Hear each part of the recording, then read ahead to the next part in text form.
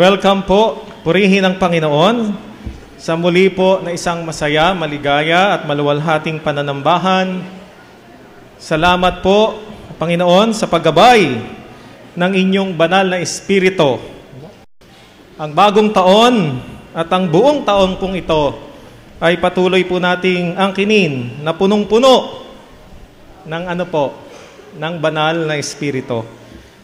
Patuloy po natin na damhin ang presensya at ang pag-akay o patnubay ng Holy Spirit sa ating buhay, sa lahat po ng ating mga kalagayan at mga gawain at ngayon po sa ating pananambahan. Ito po ang unang linggo ng buwan ng Enero at ng taong pong ito. Welcome po sa lahat ng mga kapatid na kasama natin ngayon.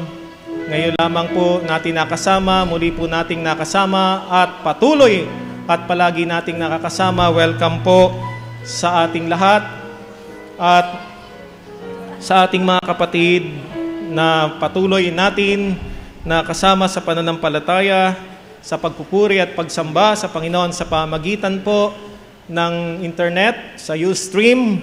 Salamat po sa Panginoon at tayo ay patuloy na magkakasama sa taong ito at ang kaluwalhatian ng Panginoon ay ating pong madama at atin namang maitaas ang kanyang banal at makapangyarihang pangalan sa ating pong buhay, sa ating pong pananambahan, na siya pong puso ng ating pong pagkakatipon sa lahat ng ating pananambahan. Welcome po sa mga kapatid na Sinaida F. Paran. Ito po ang mahal na kapatid na Bossy Chairperson, Esmirna Parentela. Nasaan po ang ating kapatid na Nanay Sinaida Paran?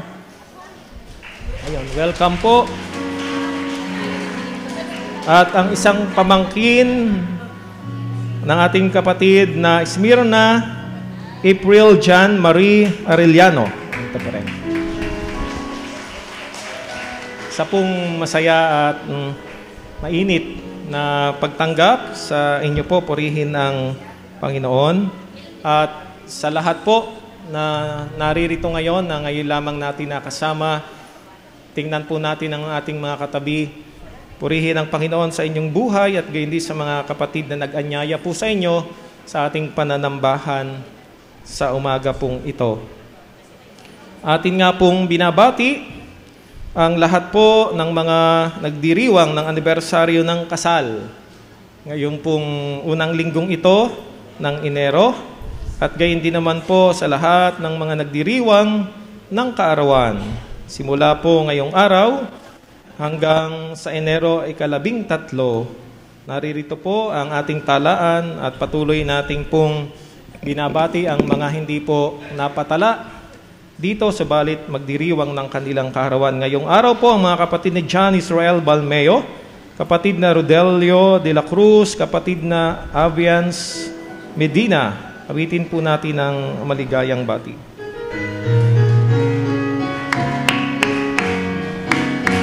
Maligayang bati, maligayang araw, maligayang bati sa iyong pagsilang.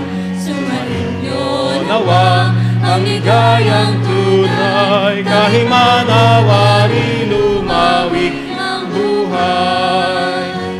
Maligayang bati, maligayang araw, maligayang bati sa iyong pagsilang. Sumainyo nawa ang ligayang tunay, kahimanawari lumawig ang buhay.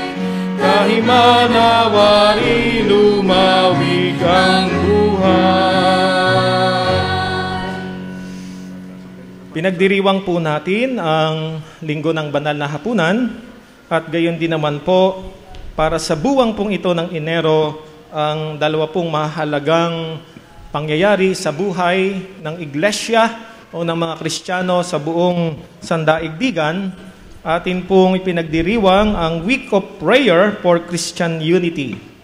At gayon din naman po para sa ating pong bansa ang National Bible Month.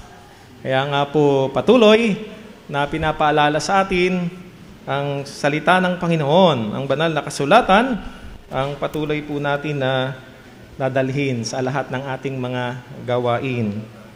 Opo, ang ating nga pong mga church activities ngayong buwan ng Enero ay naririto po sa ating bulletin. Atin po itong ipinag-aanyaya, atin nga po itong ipanalangin, at gayon din naman kung ano pong kaukulan na mga dapat nating pong maging bahagi dito ay ating po itong itaguyod. Gayon din naman, kahapon po, o nung Biyernes pa hanggang kahapon, ay atin nga pong pinasimulan dito sa ating pong McGill Memorial Church ang pagtanggap. Ito po yung ministeryo natin, katulad po ng palagi kong nababanggit, ang maging lugar tayo, maging dako tayo, maging venue tayo ng mga gawain upang lalo pa na hubugin at paunlarin ang mga lingkod ng Panginoon para sa kanyang bukirin.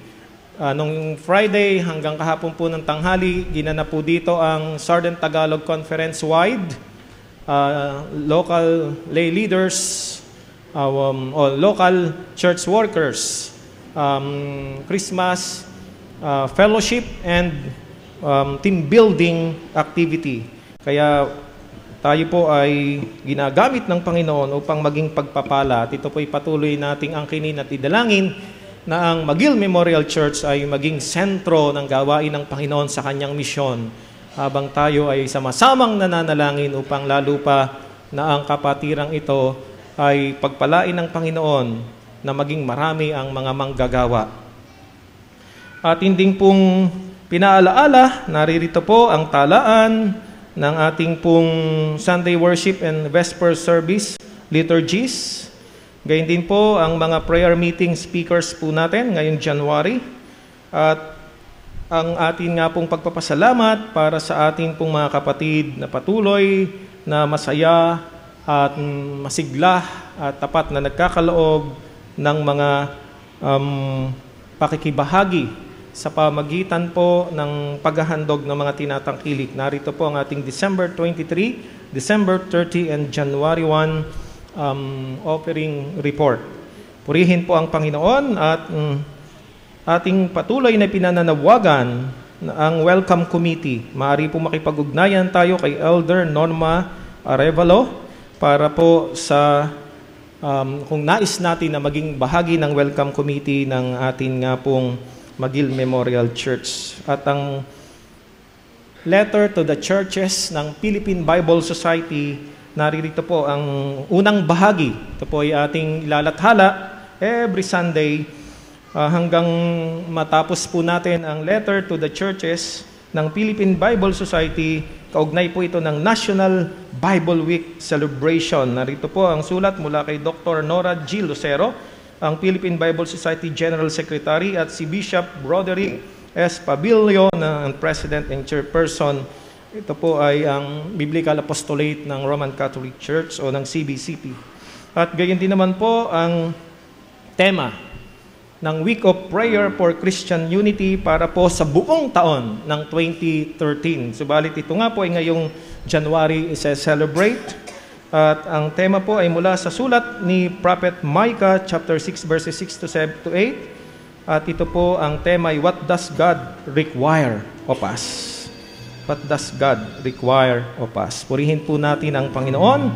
Patuloy po natin siyang itaas sa ating pong buhay. At mamaya po, wala pong pagdadala ng communion ng ating pong Board of Elders, at sa araw ng Martes po, gagawin ang pagdadala ng banal na hapunan ng ating pong Board of Elders. Ating po itong ay pinababatid sa mga kinaukulan. Tayo po magsabi ng Amen.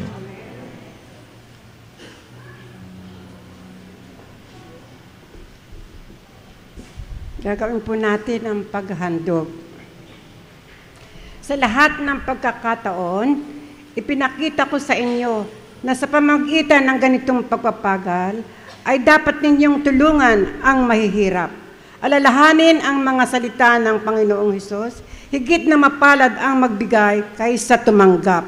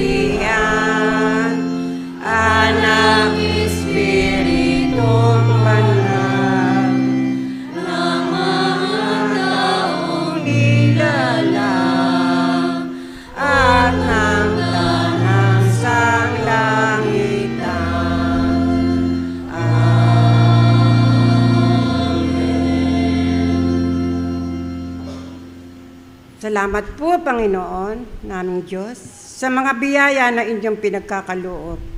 Nais po naming ibalik bilang handog namin sa inyo. Nawa po ang mga salaping ito ay magamit namin sa pagpapalaganap ng iyong banal na salita. Ito po ang aming dalangin sa pangalan ni Jesus. Amen.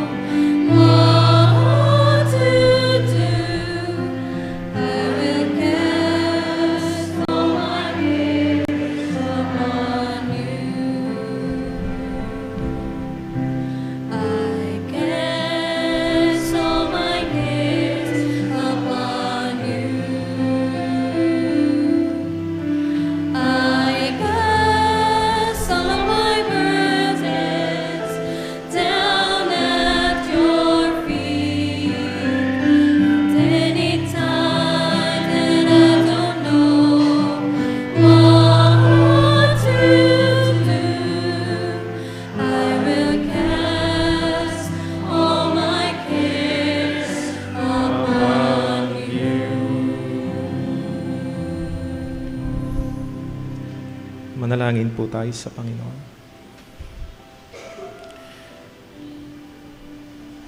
Nababatid po namin, O Diyos sa aming magulang, na kayo ay tapat na nagmamalasakit sa aming lahat. Kaya po kami na nangatitipon sa loob ng inyong banal na santuaryo sa banal na pagsambang ito, kasabay ng buong sangkakristyanuhan, ay merong pong napakalaking pag-asa na tinataglay sa aming puso. Dumudulog po kami sa inyo sa pamagitan ng pananambahan, ng pagpupuri at pananalangin. Nataglay po namin, O Diyos, katiyakan na kayo ay nakahanda sa tuwina upang dinggin ang aming mga panalangin, upang patuloy na idampi sa amin ang inyong mapagmahal na mga kamay, upang patuloy na ipatong sa aming mga ulo ang inyong mapaghimala na pagpapala. Diyos, tinataas po namin ang pagpapatibay sa aming buhay na kayo ang aming Panginoon at tagapagligtas. Sa tuwin ay nakalaan kayo upang kami ay akayin, kami ay patnubayan, kami ay palakasin, kami ay pagalingin, kami ay ituwid, kami ay samahan, puspusin ng pag-asa, ng kalakasan, ng banal na kapangyarihan at katapangan upang makapagpatuloy sa aming buhay at paglilingkod. At higit sa lahat, O Diyos, pinagtitibay namin na kayo ay isang mapagpatawad na Panginoon. Amin pong dinadala sa inyong banal na paanan at sa trono ng inyong biyaya at walang hanggang kaawaan ang aming mga pagkakasala. Humihingi po kami ng inyong kapatawaran. Maraming salamat. Marami pong salamat. Puspos kami ng kagalakan na dumudulog sa inyo sa pagsapit ng maliligayang mga okasyon sa aming buhay.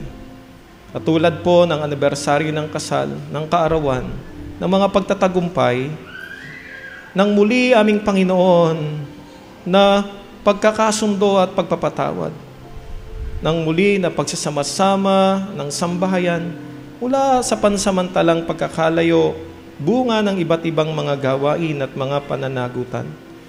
Salamat aming Panginoon sa inyong marami at mga kagigla-gilalas na mga pagpapala, lalo at higit ay ang biyaya ng inyong pagdiligtas, ng salvation.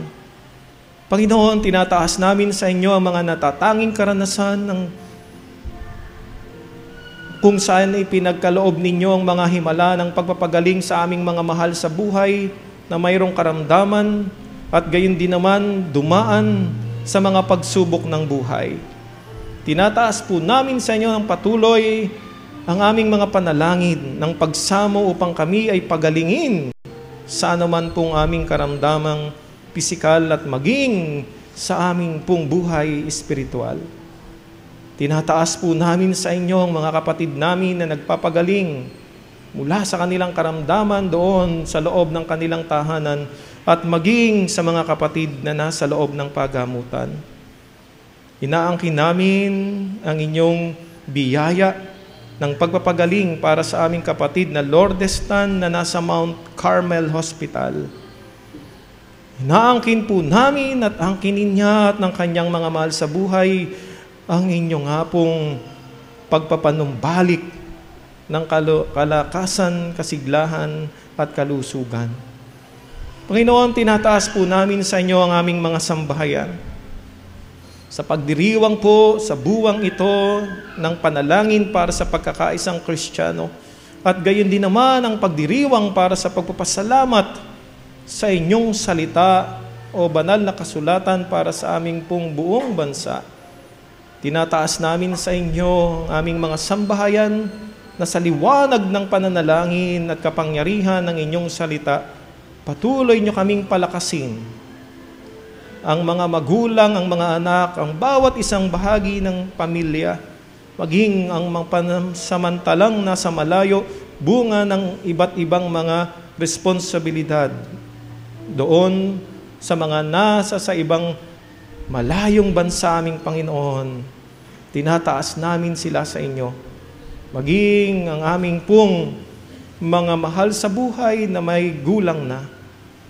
Panginoon, patuloy nga po ninyo na ilukob sa kanila ang inyong pag-iingat, ang inyong pagbabantay. Sila, aming Panginoon, ay patuloy na pagpatagumpay ninyo sa kanilang mga gawain. Tinataas po namin sa inyo ang kabuuan ng McGill Memorial Church at ng United Church of Christ in the Philippines. Kayo ang siyang patuloy na magkaloob ng inyong mapagpalang patnubay, ng inyong inspirasyon ng kalakasan sa pamagitan ng presensya ng banal na Espiritu. Panginoon, pagpalain niyo po ang bawat isa sa iba't ibang mga gawain, sa iba't ibang pagharap sa mga pagsubok at gayon din naman naming Panginoon sa pagpapatuloy upang maisabuhay ang mga itinalaga po ninyong mga banal na mga gawain at pananagutan. Tinataas po namin sa inyo ang aming pamayanan, ang lungsod ng Lucena, ang aming lalawigan ng Quezon at ang buong bansang Pilipinas. Sa lahat ng mga gawain, sa lahat ng mga programa aming Panginoon, para sa patuloy na pag-unlad at katatagan ng aming bansa. Tinataas po namin sa inyo ang mga pamilyang Pilipino. Tinataas namin sa inyo, aming Panginoon, ang mas lubhang nangangailangan na bahagi ng aming pong bansa at ng aming lipunan. Patnubayan niyo po ang bawat isa, ang aming mga tigapanguna, at gayon din naman, aming Panginoon, ang inyong mga anak, ang mga mananampalataya, na patuloy na maging asin at ilaw sa aming bansa. Tinataas po namin sa inyo, o dakilang Diyos, ang aming mga pagsamo, ang aming mga pagpapasalamat, sapagkat inaangkin po namin na ipinagmamalasakit niyo po kami, ang aming mga sambahayan, ang iglesia, ang buong pamayanan at ang buong sanglibutan. Sa matamis na pangalan ni Jesus. Amen.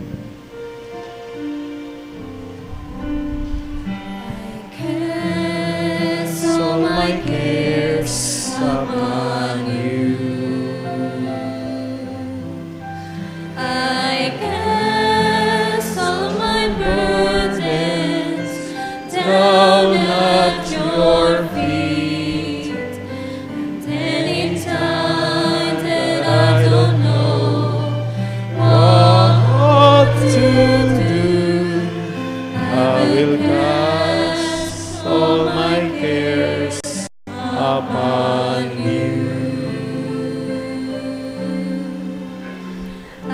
will cast all my cares upon you.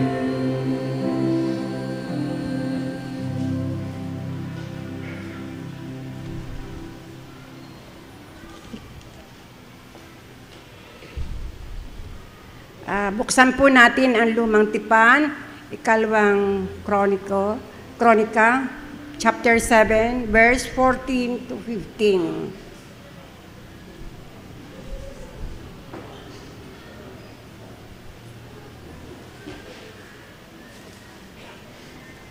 Ngunit sa sandaling ang bayan ito na aking pinili ay magpakumbaba, manalangin, hanapin ako at talikdan ang kanilang kasamaan. Diringgin ko sila, patawarin ko sila, at ibabalik ko sa kanilang lupain ang katiwasayan at kasaganaan. Diringgin ko nga ang mga dalangin gawain dito ngayon at magpakailanman. At hindi po sa bagong tipan, babasahin po natin tugunan, Pilipos chapter 2, verse 1 to 7.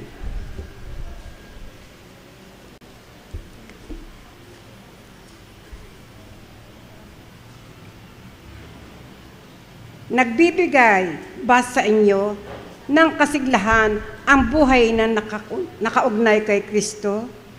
Naaaliw ba kayo ng kanyang pag-ibig? May pagkakaisa ba kayo sa Espiritu Santo? Kayo ba'y may nadaramang hangarin na tumulong sa iba? Kung gayon, lubusin ninyo ang aking kagalakan, maghari sa inyo ang pagkakasundo, magbuklod kayo ng isang pag-ibig, at mag-isa kayo sa puso't diwa. Huwag kayong gagawa ng anumang bagay dahil lamang sa hangad ninyong matanyag. Bagkus magpakababa kayo at huwag ipalagay na kayo'y mabuti kaysa iba. Ipagmalasakit ninyo ang kapakanan ng iba, hindi lamang inyong sarili. Magpakababa kayo tulad ni Kristo Jesus. Na bagamat siya'y Diyos, hindi nagpilit manatiling kapantay ng Diyos. Sabay-sabay po tayo. Sa halip ay kusa niyang binitiwan ang karapatan niyang ito at mamuhay na isang alipin. Ipanganak siyang tulad ng isang karaniwang tao. Pagpalain nawa ng Panginoon Diyos ang pagkabasa ng kanyang banal na salita. Amen.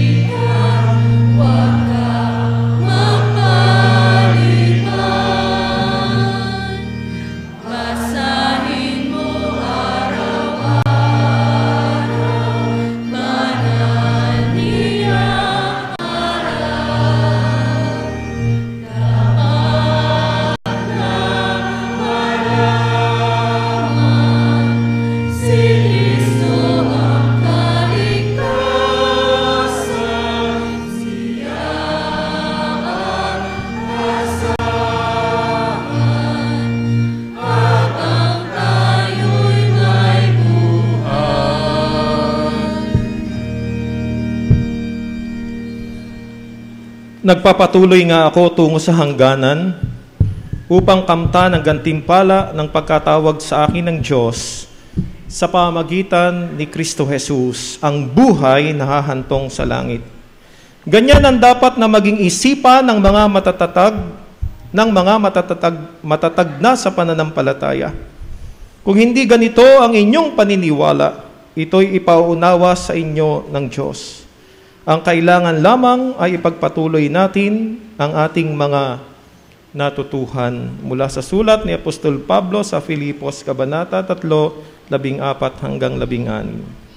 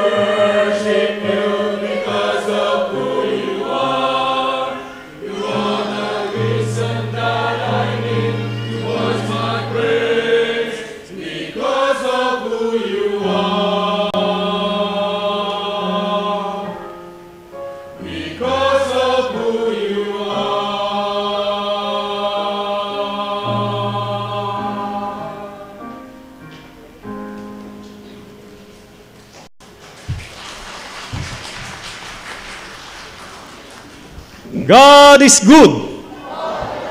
All the time. Palakpakan po nating muli ang Panginoon.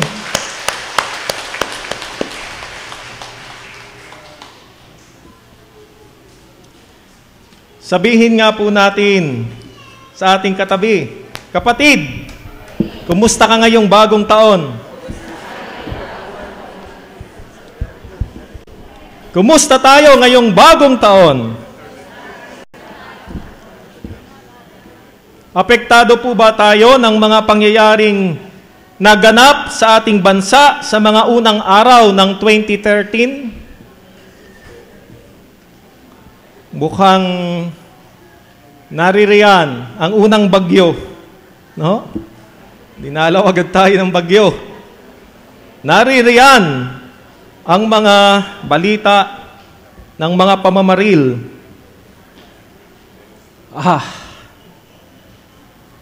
Ito ang unang mga pangyayari na naganap nitong mga nakalipas na mga araw ngayong 2013. Nakalulungkot, di po ba? Subalit, sabi po ni Pablo, nagpapaalala siya sa atin. Sabihin po natin ng malakas, sabay-sabay, magpatuloy tayo. Kasama ang banal na Espiritu. Kasama si Kristo. Palakpakan po natin ang ating Panginoong Jesucristo.